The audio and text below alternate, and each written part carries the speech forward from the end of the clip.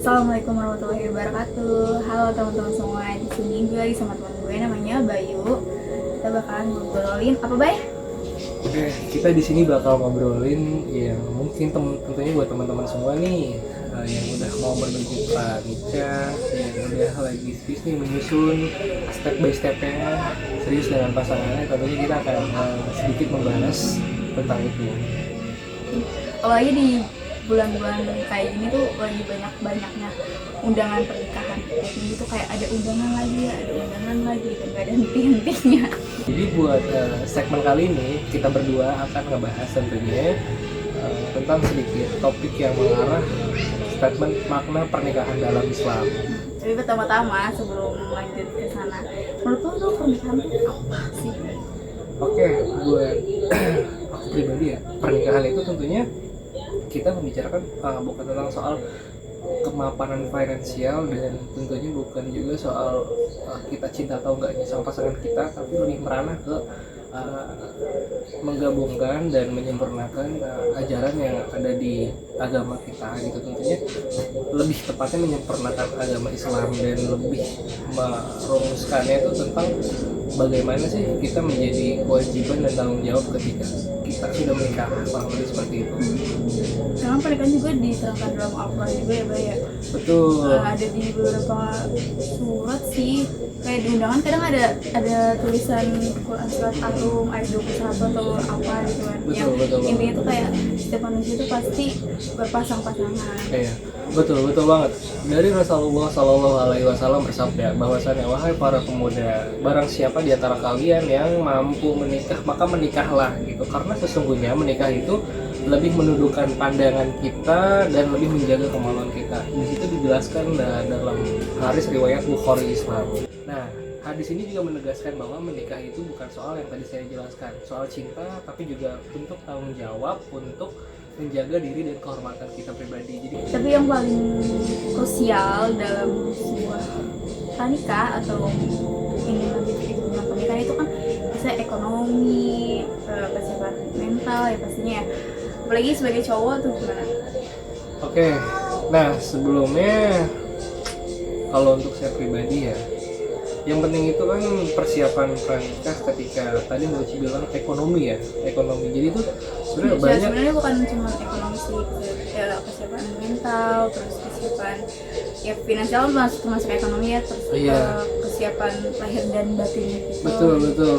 Kayak kan kalau di sekarang kan kayak masih muda, masih bisa bergaul sana kesini, pergi ke sana kesini. Kalau misalkan udah nikah kan mesti kayak ada yang harus bikinnya dulu atau gimana ya kan. Tapi menurut lu nih sebagai cowok, apa aja sih yang perlu disiapin sebelum nikah? Oke.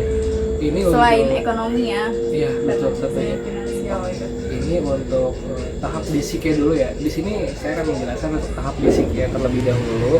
Kalau boleh disimpulkan, ada 3 hal utama yang harus disiapkan sebelum menikah, yaitu ilmu dan pemahaman agama, tentunya dengan landasan bagaimana cara kita menyikapi seseorang atau pasangan yang akan nanti kita nikahi. Jadi kurang lebih seperti itu. Dan dari ilmu dan pemahaman agama juga, Rasulullah Shallallahu Alaihi Wasallam juga pernah bersabda, sebaik-baik kalian yang paling baik terhadap keluarganya. Jadi di situ dituliskan di hadis riwayat Tirmidzi. Jadi sebelum kita nih buat ke jenjang yang lebih serius terhadap pasangan kita harus bisa fokus dulu nih ke diri kita. Apakah kita sudah mampu dengan landasan ilmu agama untuk beliau, atau memang kita masih harus belajar lagi? Yang paling sebagai laki-laki kan pasti nantinya akan menjadi seorang imam ya, yang pastinya akan pasangannya untuk belajar.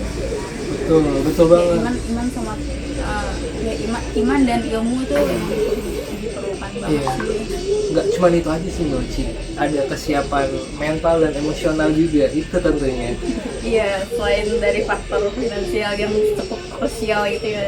Betul, karena bahwasannya nikah itu bukan cuma sekedar kita tuh bahagia bersama pasangan kita, tapi tentunya tahu juga nih tentang sabar dan tanggung jawab. Jadi kayak ketika lo lagi cekcok sama ini nih pasangan lo begini, tapi kalau lo nggak bisa ngestabilin emosional lo dan kita agak bisa menjaga faktor-faktor tersebut, kemungkinan itu bakal pecah banget sih. Makanya perlunya kita berlandaskan ya kesiapan mental dan emosional tuh Iya. seperti itu. Kalau kayak gitu juga kan untuk menghindari kita dari kayak KDRT dan lain-lain gitu kan. Betul betul. Apalagi menahan emosi dan mengontrol emosi itu penting banget sih. Dan gak cuma itu juga yang tadi saya jelaskan tuh, sebenarnya ada juga kesiapan finansial dan sosial juga nih Mbak Uci. Jadi karena Finansial ya. tetap finansial, karena emang Balik lagi. harus realistis sih ya. Jadi kita nggak cuma berlandaskan tentang agama, tapi memang harus dilandaskan juga dengan realistis gitu, seperti kesiapan finansial dan sosial tentunya. Karena gini, kehidupan rumah tangga butuh manajemen keuangan yang baik agar tidak timbul masalah di kemudian hari, kurang lebih seperti itu. Ya, karena banyak sih beberapa yang mungkin kita dengar orang tuh berpisah karena ekonomi lagi. Tentunya ya ekonomi sih, ekonomi itu penting banget nomor satu. Jadi kita nggak cuma berlandaskan tentang agama, ekonomi juga perlu itu. Selain dari faktor-faktor tadi yang harus kita siapkan ya, pasti kan yang paling utama dan paling utama kan harus ada pasangannya dulu nih ya kan. Betul. Pasangan kayak apa sih yang tepat untuk dijadikan seorang pendamping hidup menurut lo? Oke, kalau untuk dari aku pribadi ya, yang pertama tuh yang pasti dari segi akhlak dan sikapnya, bagaimana tentunya si pasangan ini nih memiliki akhlak buat dari diri pribadinya sendiri ya. Nah mungkin itu apa kata orang-orang dulu nggak kayak ya pasangan tuh lihat dari bibit bobotnya kali ya. Jadi Iya.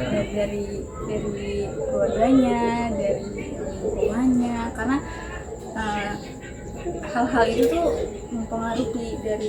mempengaruhi perilaku, sifat dan juga akhlak kita kan. Betul. Ya, untuk urutan yang pertama tadi ada akhlak dan emosionalnya. Dari urutan kedua ini saya mau naruh di visi dan nilai hidup sejalan sih. Tentunya lebih, karena kita nggak gampang nih ketika menyatukan dua pikiran menjadi satu jalan nantinya ketika sudah menikah. Apalagi kan nanti akan disatukan dua keluarga menjadi satu. Iya, betul. Ini menentukan karakter gitu tentunya, karena di yang ketiga ini kita harus menentukan bagaimana siap secara emosional dan mental tentunya, membuat pola pikir kita tentunya berpikir bahwasannya cantik itu nggak harus tentang bagaimana rupa dan fisiknya, Asik. melainkan kelembutan hati dan sikap pakaian. Nanti kita tampilin kata-kata Mutiara Bayu. Ting. Menurut gue sendiri ya, yang pertama tuh kan udah pasti akhlak dan Iya. berilmu. Yang kedua itu ya udah pasti dilihat juga dari bibit-bibit bobotnya ya. Setelah akhlak itu kita lihat bibit-bibit bobotnya, kalau misalkan lihat keluarganya, lihat lingkungannya. Kalau yang tidak patriarki, karena Rasulullah juga ini sependengaran dari dosen gue ya. Rasulullah itu juga pas menjaga istrinya, nggak cuma kayak itu mah tugas lo, nyuci masak itu tugas lo gitu. Sebenarnya kodrat wanita kan melahirkan dan menyusui. Kalau misalkan nyuci, ya semua orang juga bisa nyuci, nggak cuma cewek. Nyapu semuanya bisa nyapu, nggak cuma cewek. Yang pertama akhlak, kedua bibit-bibit bobot dan tidak patriarki.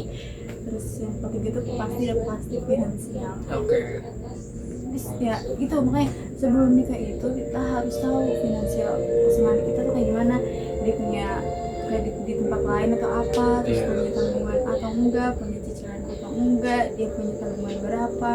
Walaupun emang seharusnya nggak perlu tahu banget kan, tapi kayak seenggaknya kita tuh tahu, kita punya ancang-ancang, oh nanti kalau misalkan gue hidup bareng dia punya cicilan ini, gue bisa bagi duit gajinya seberapa. Karena ya itu balik lagi kan nama yang Tadi gue pertama jelasin tentang bagaimana manajemen keuangan. Ini sampai sini aja podcast kita. Intinya itu kita harus mempersiapkan diri sebelum melanjutkan ke ranah pernikahan Yang lebih serius dan lebih jauh luas, dan ya karena setelah menikah kita akan hidup dengan pasangan kita. karena ada janji Allah setelah menikah rezekinya akan mengalir. ada banyak selalu ada terus rezekinya. Jadi jangan pernah takut buat teman-teman ya, karena rezeki itu datangnya dari mana aja dan gak cuma dari situ. Yang penting kita berusaha gitu ya. Dadah. Kisah-kisah kita dari orang yang belum nikah ngomongin nikah. See you guys. Assalamualaikum warahmatullahi wabarakatuh.